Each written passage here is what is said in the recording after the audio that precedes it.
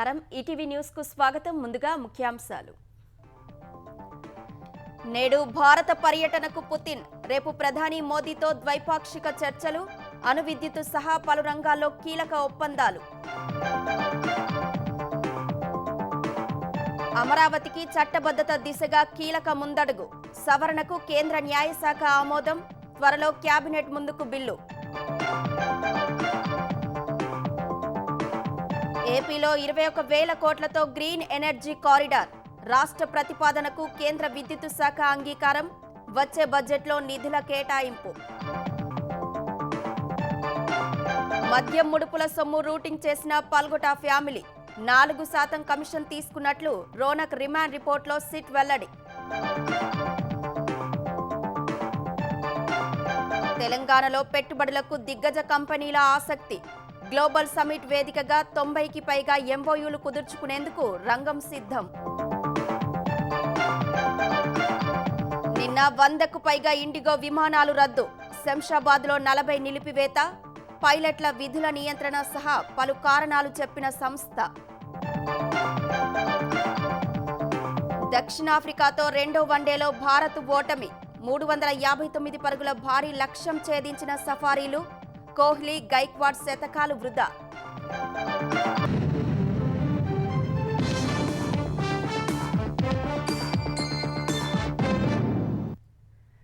Russia అధ్యక్షుడు Vladimir Putin నేడు భారత్ పర్యటనకు రానున్నారు. శుక్రవారం 23వ భారత్ రష్యా వార్షిక శిఖరాగ్ర సమావేశంలో పాల్గొననున్న పుతిన్ ప్రధాని మోదీతో ద్వైపాక్షిక చర్చలు జరపనున్నారు. ఈ సందర్భంగా ఇరు దేశాల మధ్య కీలక ఒప్పందాలు జరగనున్నాయి. ద్వైపాక్షిక సంబంధాలను పరిరక్షించుకోవడం సహా బలోపేతం చేసుకునే లక్ష్యంతో రష్యా అధ్యక్షుడు పుతిన్ భారత్లో పర్యటించనున్నారు. ఈ సాయంత్రం భారత్ రానున్న పుతిన్ కు ఘన స్వాగతం పలికేందుకు ప్రభుత్వ యంత్రాంగం సిద్ధమైంది. తర్వాత ప్రధాని నరేంద్ర మోదీ ఇవ్వనున్న ప్రైవేటు విందుకు పుతిన్ హాజరవుతారని సంబంధిత వర్గాలు తెలిపాయి. శుక్రవారం ఉదయం రాజ్ఘాట్ ను సందర్శించే అవకాశముందని పేర్కొన్నాయి. తర్వాత హైదరాబాద్ హౌస్ వేదికగా జరగనున్న శిఖరాగ్ర సదస్సులో మోదీ పుతిన్ సహా ఇరు దేశాల ప్రతినిధులు పాల్గొంటారు. అనంతరం పుతిన్ రష్యా ప్రభుత్వ ఆధ్వర్యంలోని ప్రసారాలకు సంబంధించిన కొత్త ఛానల్ను భారత్లో ప్రారంభించనున్నారు. తర్వాత రాష్ట్రపతి ద్రౌపది ముర్ము ఇచ్చే విందుకు పుతిన్ హాజరు కానున్నారు. అమెరికా భారత్ మధ్య సుంకాల వివాదం నెలకొన్న వేళ ఢిల్లీ మాస్కోల మధ్య అనేక ఒప్పందాలు కుదరనున్నాయి. రక్షణ, ఇంధనం, మొబిలిటీ, ఆరోగ్య సంరక్షణ, లాజిస్టిక్స్, చెల్లింపులకు సంబంధించిన ఒప్పందాలు కుదుర్చుకోనున్నారు. రక్షణ సహకారం, లాజిస్టిక్స్ ఒప్పందాల్లో భాగంగా మరిన్ని S-400 గగనతల రక్షణ వ్యవస్థలతో పాటు 5వ తరం సుఖోయ్ 57 యుద్ధ విమానాల కొనుగోలుపై చర్చలు, ఒప్పందాలు ఎజెండాలో ఉన్నాయి. S-400 కు అధునాతన తరం S-500 గగనతల రక్షణ వ్యవస్థ అమ్మకాలపై కూడా అవగాహనకు రానున్నట్లు తెలుస్తోంది. క్షిపణులు, యుద్ధ నౌకలు, జలాంతర్గాములు, విమానాల అభివృద్ధి, ఉమ్మడి తయారీని పెంచేలా చర్చలు, ఒప్పందాలు జరగనున్నాయి. అమెరికా సుంకాల వివాదం వేళ రష్యా, భారత్ మధ్య ఇంధన అంశం ప్రముఖంగా ప్రస్తావనకు రానుంది. రష్యా ఉక్రెయిన్ యుద్ధం నేపథ్యంలో భారత్కు తక్కువ ధరకే క్రెమ్లిన్ ముడి చమురు సరఫరా చేస్తోంది.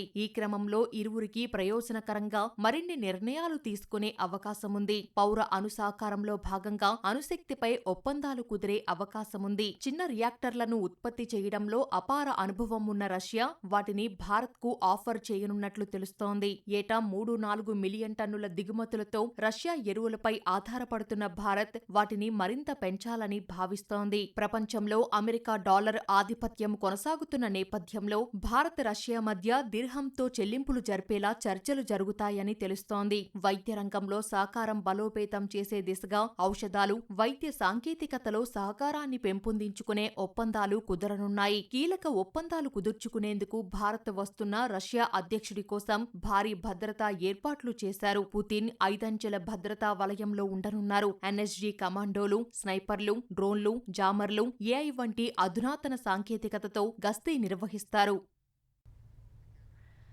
ఆంధ్రప్రదేశ్ రాజధానిగా అమరావతికి చట్టబద్ధత కల్పించే ప్రక్రియ మొదలైంది. ఈ మేరకు విభజన చట్టంలో సవరణ చేసేందుకు కేంద్ర ప్రభుత్వం చర్యలు ప్రారంభించగా ఇప్పటికే న్యాయశాఖ ఆమోదముద్ర లభించింది.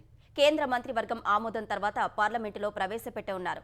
అక్కడ ఆమోదం తర్వాత ఆంధ్రప్రదేశ్ నూతన రాజధానిగా అమరావతిని ప్రకటిస్తూ గెజెట్ విడుదల చేస్తారు. 2014లో రాష్ట్ర విభజన తర్వాత ఏపీ రాజధానిగా అమరావతిని అప్పటి ప్రభుత్వం ఎంపిక చేసింది. అసెంబ్లీ, సచివాలయ భవనాలు నిర్మించి పాలన ప్రారంభించింది. 2019లో వైసీపీ అధికారంలోకి వచ్చాక అమరావతి పనులు నిలిచిపోయాయి. 2024లో కూటమి అధికారంలోకి వచ్చాక అమరావతికి మళ్లీ వెలుగులొచ్చాయి. 58,000 కోట్లతో పనులు ప్రారంభించారు. అయితే అమరావతికి భవిష్యత్తులో ఇబ్బందులు ఎదురుకాకుండా విభజన చట్టంలో సవరణ చేసేలా చూస్తామని కూటమి నేతలు హామీ ఇచ్చారు. ఏపీ రాజధానిగా అమరావతిని నోటిఫై చేస్తూ పార్లమెంటు ద్వారా విభజన చట్టంలో సవరణ చేయాలని కేంద్రాన్ని కోరారు. ఆంధ్రప్రదేశ్ నూతన రాజధానిగా అమరావతిని ప్రకటిస్తూ విభజన చట్టంలో సవరణ చేస్తారు. ఆంధ్రప్రదేశ్కు నూతన రాజధాని ఏర్పాటవుతుంది అనే చోట అమరావతి కేంద్రంగా ఆంధ్రప్రదేశ్కు నూతన రాజధాని ఏర్పాటైందని పేర్కొంటారు. ఆంధ్రప్రదేశ్ ప్రభుత్వం 21,000 కోట్లతో ప్రతిపాదించిన గ్రీన్ ఎనర్జీ కారిడార్ ప్రాజెక్టు చేపట్టేందుకు కేంద్రం ఆమోదం తెలిపింది. 2026-27 బడ్జెట్లో నిధులు కేటాయించేందుకు కేంద్ర ఇంధన శాఖ అంగీకరించింది. ఈ కారిడార్ ఏర్పాటుతో రాయలసీమ, ఉత్తరాంధ్ర జిల్లాల మధ్య 1,200 సర్క్యూట్ కిలోమీటర్ల హెచ్టీ విద్యుత్ లైన్ వేస్తారు. దీనివల్ల 10,000 మెగావాట్ల విద్యుత్ సరఫరా నెట్వర్క్ అందుబాటులోకి రానుంది. గ్రీన్ ఎనర్జీ కారిడార్ మొదటి దశ కింద అనంతపురం నుంచి రామాయపట్నం వరకు 21,800 కోట్లతో 9,700 సర్క్యూట్ కిలోమీటర్ల విద్యుత్ లైన్ల పనులను 2015లో చేపట్టారు. మొదటి దశ మాదిరిగానే రెండో దశలోనూ ప్రాజెక్టు వ్యయంలో 40% నిధులను గ్రాంటుగా ఇవ్వాలని రాష్ట్ర అధికారులు ప్రతిపాదించారు. ఏపీలో 2014 నుంచి ఇప్పటి వరకు 80,798 మెగావాట్ల పునరుత్పాదక విద్యుత్ ప్రాజెక్టుల ఏర్పాటుకు ప్రభుత్వం అనుమతులు ఇచ్చింది. ఇందులో మెజారిటీ ప్రాజెక్టులు కడప, అనంతపురం, కర్నూలు, ప్రకాశం జిల్లాలోనే ఉన్నాయి. ఇప్పటికే సీమలో ఉన్న 5,000 మెగావాట్ల యూనిట్లతో పాటు మరో 15,000 మెగావాట్ల ఉత్పత్తి సామర్థ్యం గల ప్రాజెక్టులు 3 ఏళ్లలో ఉత్పత్తిలోకి వస్తాయని అంచనా. ఆ విద్యుత్తును ఇతర ప్రాంతాలకు తీసుకెళ్లేందుకు కేంద్ర ప్రభుత్వ రంగ సంస్థ అయిన పవర్ గ్రిడ్ కార్పొరేషన్కు చెందిన సరఫరా నెట్వర్క్ను వాడుకోవాల్సి ఉంటుంది. దానివల్ల రాష్ట్ర ప్రభుత్వం భారీ మొత్తంలో వీలింగ్ ఛార్జీలు చెల్లించాల్సి ఉంటుంది. గ్రీన్ ఎనర్జీ కారిడార్ ఏర్పాటుతో ఏపీకి ఆ భారం తగ్గనుంది. అదానీ గ్రూప్ చైర్మన్ గౌతమ్ అదానీ ముఖ్యమంత్రి చంద్రబాబుతో భేటీ అయ్యారు. సీఎం క్యాంపు కార్యాలయంలో జరిగిన ఈ సమావేశంలో మంత్రి నారా లోకేష్ పాల్గొన్నారు. ఆంధ్రప్రదేశ్లో అదానీ గ్రూప్ చేపట్టిన మౌలిక సదుపాయాల ప్రాజెక్టులు, రానున్న రోజుల్లో పెట్టబోయే పెట్టుబడులపై ఈ సమావేశంలో చర్చించారు. వైసీపీ హయాం నాటి మద్యం కుంభకోణంలో లంచాల సొమ్మును మనీ లాండరింగ్ చేసింది ముంబైకి చెందిన పల్గొట రోనక్, చేతన్ సోదరులేనని సిట్ స్పష్టం చేసింది. 100 కోట్ల రూటింగ్ చేయాలంటూ అప్పట్లో వారిని ఏపీకి చెందిన రాజకీయ నాయకులు, పలుకుబడి గల వ్యక్తులు సంప్రదించి 4% కమిషన్ ఆఫర్ చేశారని వెల్లడించింది. ఈ మేరకు రోనక్ రిమాండ్ రిపోర్ట్ను కోర్టుకు సమర్పించిన సిట్ చేతన్ కోసం వేట కొనసాగిస్తోంది. వైసీపీ హయాం నాటి మద్యం కుంభకోణంలో అరెస్టైన ముంబై నగల వ్యాపారి పల్గోట రోనక్ రిమాండ్ రిపోర్టులో సిట్ కీలక విషయాలు వెల్లడించింది. వైసీపీ ముఠా కొల్లగొట్టిన లంచాల సొమ్ములో 78 కోట్ల రూపాయల్ని ముంబైకి చెందిన చాముండా బులియన్ యజమాని బస్రాజ్ పల్గోట, అతని కుమారులు చేతన్ పల్గోట, రోనక్ పల్గోట రూటింగ్ చేశారని తెలిపింది. ఏపీకి చెందిన కొందరు రాజకీయ నాయకులు, అత్యంత పలుకుబడి కలిగిన వ్యక్తులు మనీ లాండరింగ్ కోసం అప్పట్లో వీరిని సంప్రదించి అందుకు ప్రతిగా 4% కమిషన్ చెల్లించినట్లు వెల్లడించింది. పల్గోట సోదరులు ముంబైకి చెందిన అనిల్ చోక్రా ద్వారా పలు డొల్ల కంపెనీలు ఏర్పాటు, వారి పేరిట బ్యాంకు ఖాతాలు తెరవటం, నకిలీ ఇన్వాయిస్లు, బిల్లులు సృష్టించడం వంటివి చేశారని పేర్కొంది. ప్రతిగా చోక్రాకు 0.25% కమిషన్ చెల్లించేవారని సిట్ గుర్తించింది. మద్యం కేసులో ప్రధాన నిందితుడైన రాజ్కేశిరెడ్డి, ముప్పిడి అవినాష్ రెడ్డిల నియంత్రణలో నడిచిన అదాన్ డిస్టిలరీస్ నుంచి 18 కోట్ల 27 లక్షలు, లీలా డిస్టిలరీస్ నుంచి 20 కోట్ల 28 లక్షలు, ఎస్పీవై ఆగ్రో ఇండస్ట్రీస్ నుంచి 39 కోట్లు చొప్పున మొత్తం కలిపి 77 కోట్ల 55 లక్షలు వోల్విక్, క్రిపాటి, నైస్నా, విశాల్ పేరిట ఏర్పాటైన డొల్ల కంపెనీల ఖాతాల్లోకి జమైనట్లు రిమాండ్ రిపోర్టులో సిట్ వివరించింది. వాటిని అక్కడి నుంచి మరో 32 డొల్ల కంపెనీల ఖాతాలోకి మళ్లించగా అనిల్ చోక్రా విత్డ్రా చేసి రోనక్, చేతన్లకు అందజేసినట్లు సిట్ తెలిపింది. కొన్నిసార్లు వారికి సంబంధించిన Chamunda bullion, Raj bullion, Mahalakshmi traders, Ruchita jewellers, Payal gold private limited, Raksha bullion, Sanghavi bullion ఖాతాలోకి నేరుగా జమ చేసేవాడని వివరించింది. ఆయా డొల్ల కంపెనీల నుంచి వస్త్రాలు, ఇతర సరుకులు కొన్నట్లు చూపించి డిస్టిలరీల ప్రతినిధులు రికార్డుల్లో రాసుకోగా అనిల్ చోక్రా వాటికి అనుగుణంగా నకిలీ ఇన్వాయిస్లు సృష్టించినట్లు తెలిపింది. సిట్ దర్యాప్తులో మొత్తం 114 నకిలీ ఇన్వాయిస్లు, వే బిల్లులు బయటపడ్డాయి. వాటిని విశ్లేషిస్తే ఆయా తేదీల్లో ఆయా నంబర్లు కలిగిన వాహనాలేవీ ముంబై నుంచి ఏపీకి వచ్చినట్లు ఏ టోల్గేట్లోనూ రికార్డు కాలేదని స్పష్టమైంది. బంగారం, నగల వ్యాపారం ముసుగులో పల్గోట సోదరులిద్దరూ హవాలా దందా నడిపించారని సిట్ పేర్కొంది. ఈ కేసులో పల్గోట రోనక్ ను అరెస్టు చేసిన సిట్ బృందాలు అతని సోదరుడు చేతన్ అరెస్టు కోసం ముంబై వెళ్లాయి. అతన్ని పట్టుకొస్తే మనీ లాండరింగ్ కోసం సంప్రదించిన రాజకీయ నాయకులు, పలుకుబడి కలిగిన వ్యక్తుల వివరాలు బయటపడే అవకాశం ఉంది. చేతన్, రోనక్లకు సంబంధించిన చాముండా బులియన్ సంస్థ ఖాతాలోకి కేరాజ్ ఎంటర్ప్రైజెస్ నుంచి 375 కోట్లు, న్యూ మౌంట్ గోల్డ్ నుంచి 143 కోట్లు, మలిష్కా గోల్డ్ నుంచి 135 కోట్లు, ట్రిప్పర్ నుంచి 124 కోట్లు జమయ్యాయి. ఇవి కూడా మనీ లాండరింగ్ కోసం వచ్చినవేనని సిట్ తేల్చింది. తెలంగాణలో భారీగా పెట్టుబడులు పెట్టేందుకు దిగ్గజ కంపెనీలు ఆసక్తి చూపుతున్నాయి. తెలంగాణ రైజింగ్ గ్లోబల్ సమిట్లో విద్య, నైపుణ్య, క్రీడా, పర్యాటక, పరిశ్రమ రంగాల్లో ప్రభుత్వంతో 90కి పైగా పరస్పర అవగాహన ఒప్పందాలు కుదుర్చుకునే అవకాశాలు ఉన్నాయి. వేల కోట్ల పెట్టుబడులకు ఎంఓయూలు అవుతాయని ప్రభుత్వం భావిస్తోంది. 2047 నాటికి $3 ట్రిలియన్ ఆర్థిక వ్యవస్థగా తెలంగాణను తయారు చేసే దిశలో గ్లోబల్ సమ్మిట్ వేదికగా పెట్టుబడుల ఆకర్షణను కీలక అంశంగా ప్రభుత్వం పరిగణిస్తోంది. స్థిరమైన విధానాలు, ప్రపంచ స్థాయి అత్యుత్తమ మౌలిక సదుపాయాలు, వ్యాపార సౌలభ్యం, బలోపేతమైన ఆవిష్కరణ వ్యవస్థలు, మెరుగైన జీవన విధానం వంటి 5 అంశాలు ప్రపంచంలోనే అత్యుత్తమ పెట్టుబడుల గమ్యస్థానంగా తెలంగాణను మార్చాయనే విషయాన్ని సమ్మిట్లో వివరించనుంది. మరోవైపు సదస్సు వేదికగా తెలంగాణలో భారీగా పెట్టుబడులకు ఇప్పటికే 50 కంపెనీలు సంసిద్ధత తెలిపాయి. బహుళ రంగాలకు చెందిన ఆయా కంపెనీలతో తెలంగాణ ప్రభుత్వం ఒప్పందాలు చేసుకుంది. ఫ్యూచర్ సిటీలో 3,000 కోట్లతో 3 హోటళ్లతో కూడిన ఇంటిగ్రేటెడ్ గ్లోబల్ కన్వెన్షన్ ను food link F&B holding India private limited నిర్మించనుంది. వంతారా రిలయన్స్ గ్రూప్ వన్యప్రాణి సంరక్షణ కేంద్రం, నైట్ సఫారీని ఏర్పాటు చేయనుంది. Ajay Devgan film studio film city నిర్మాణానికి ముందుకొచ్చింది. IIFA తో ఫిలిం ఇన్ తెలంగాణ కార్యక్రమంలో భాగస్వామ్యం, టోనీ బ్లేరీ ఇన్స్టిట్యూట్ తో పర్యాటక శాఖ ఒప్పందం చేసుకోనుంది.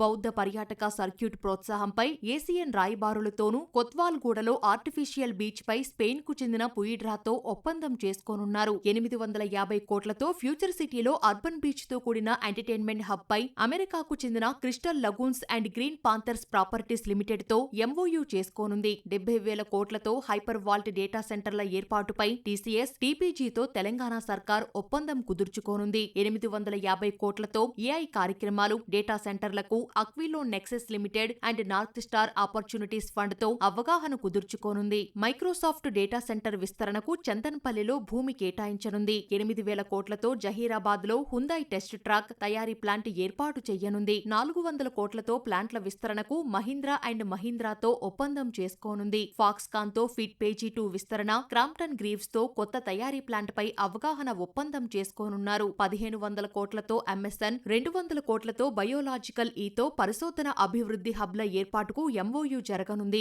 UAEకి చెందిన లులు గ్రూప్ తో విమానాశ్రయానికి సమీపంలో లులు హైపర్ మాల్ ఏర్పాటుకు ఒప్పందం కుదరనుంది. 150 కోట్లతో హౌసింగ్ ఎక్విప్ తయారీ ప్లాంట్ కు జపాన్ కు చెందిన లిక్సిల్ గ్రూప్ తో అవగాహన ఒప్పందాన్ని సర్కారు కుదుర్చుకోనుంది. TCCI తో కొంగరకలాన్ సమీపంలోని తైవాన్ మినీ ఇండస్ట్రియల్ పార్కు ఏర్పాటుకు MOU చేసుకోనున్నారు. సింగపూర్ కు చెందిన సెంబ్ కార్ప్ తో integrated industrial park, Trump media and tech group Rubitex తో ఫ్యూచర్ సిటీలో పెట్టుబడి ఒప్పందం కుదుర్చుకోనున్నారు. ఆల్టమిన్ తో SCCL, కబీల్ భాగస్వామ్యంతో దేశంలోనే తొలి లిథియం రిఫైనరీ ఏర్పాటు చేయనుంది. ఫేజ్ 1లో $50 మిలియన్ పెట్టుబడి పెట్టేలా ప్రభుత్వంతో అవగాహన ఒప్పందం కానుంది. 4,000 కోట్లతో నేపియార్ గడ్డి ఆధారంగా చేసుకునే 25 CBG ప్రాజెక్టుల ఏర్పాటుకు అధిరాత్ హోల్డింగ్స్ తో ఒప్పందం చేసుకోనున్నారు. Hartford insurance, Zurich insurance, Netflix, L'Oreal OSF digital GCCలు ఏర్పాటుకు అవగాహన కుదరనుంది. 350 కోట్లతో సనోఫీ GCC విస్తరణతో పాటు పంచ్ AI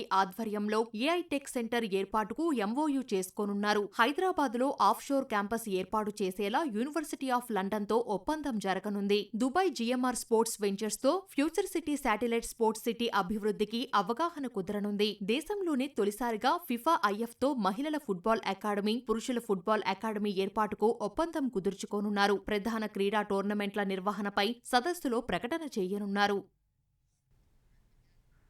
దేశవ్యాప్తంగా తమ విమాన సేవల్లో అంతరాయంపై ఇండిగో సంస్థ వివరణ ఇచ్చింది. ఈ వ్యవహారంపై ప్రయాణికులకు క్షమాపణలు చెప్పిన ఇండిగో కార్యకలాపాల్ని సాధారణ స్థితికి తెచ్చేందుకు ప్రయత్నిస్తున్నట్లు వెల్లడించింది. ఇందులో భాగంగా కొన్ని విమానాల రద్దు, మరికొన్నింటిని రీషెడ్యూల్ చేయనున్నట్లు సంస్థ వర్గాలు తెలిపాయి. 2 రోజులుగా ఇండిగో విమాన కార్యకలాపాల్లో తీవ్ర అంతరాయం కలిగింది. సాంకేతిక లోపాలు, శీతాకాలానికి సంబంధించిన షెడ్యూల్ మార్పులు, ప్రతికూల వాతావరణ పరిస్థితులు, పెరిగిన రద్దీ, అప్డేట్ చేసిన సిబ్బంది రోస్టరింగ్ నియమాల అమలు వంటి కారణాలు ప్రతికూల ప్రభావం చూపాయని ఇండిగో వెల్లడించింది.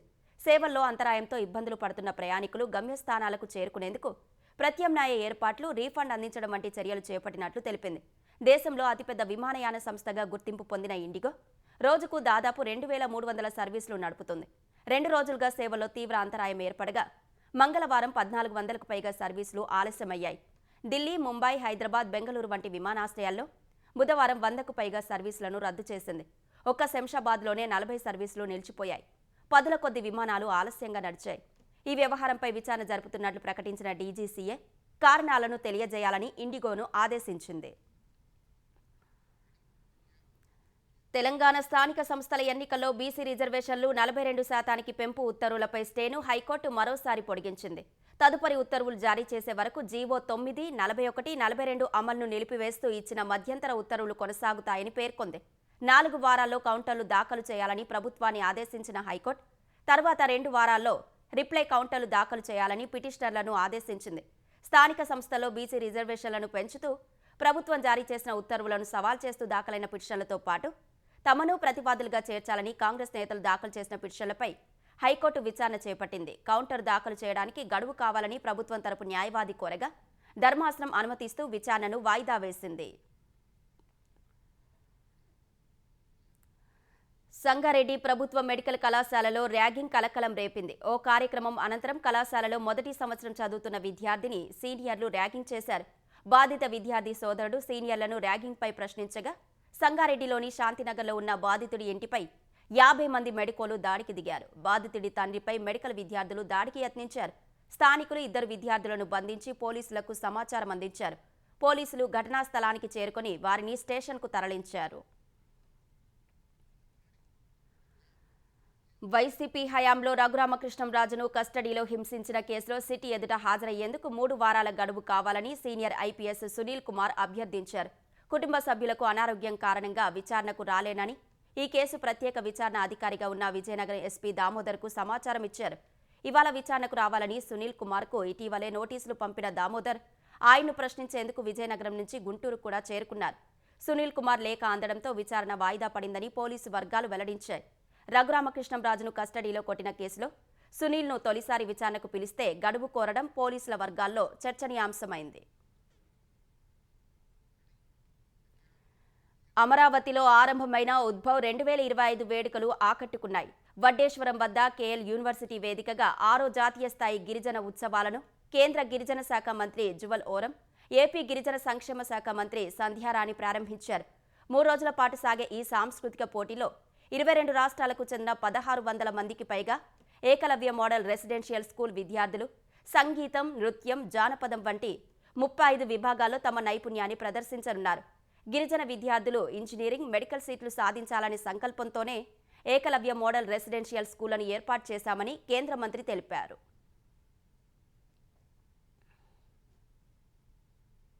Only the education. We also see that the boys and girls, those who are reading Eklavya Model Residential School, should excel in other fields like sports, culture, debate, dance, drama, all these types of activity.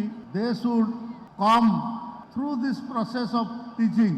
Jawahar Navodaya Vidyalay, केंद्रीय विद्यालय, सैनिक school, ये जो government of India का education है उसमें हम compete करके आगे आने वाले हैं, ये मेरा पूरा विश्वास है.